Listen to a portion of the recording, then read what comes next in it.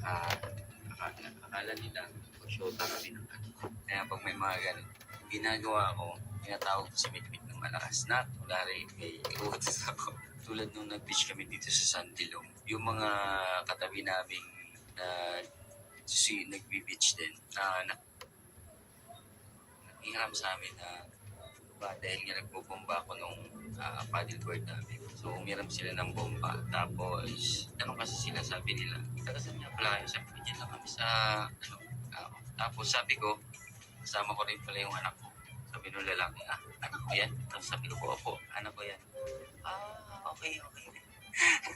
So, doon pala, tingin nila na jowa ko si Pinky, yung anak ko. So, maraming beses. And then, yung iba, dati, magkasama kami ni Mikmik. May mga kasing idara ni Mikmik, 3 bata. Sabi sa amin, lumapit, Kuya, pwede po magtanong? Sabi nung isang bata, Kuya, anak mo po ba yan? Or jowa? Sabi ko, Sabi ko, anak ko yan.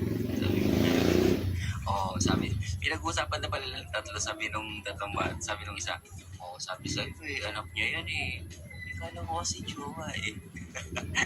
So yun. Tapos meron din. Pumunta kami dun sa kaibigan ko. Yung nanay ng kaibigan ko.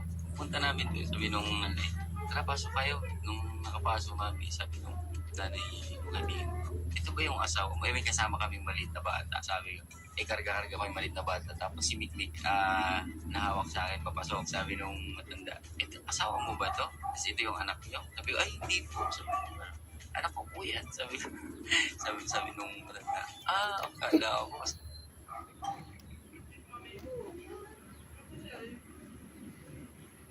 Thank you, baby.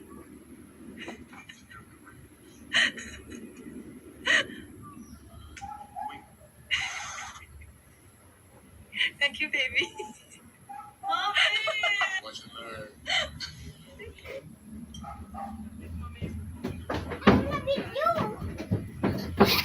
Thank you, baby. Mga ikapilan na na. Thank you, Ano baby. makikita lang?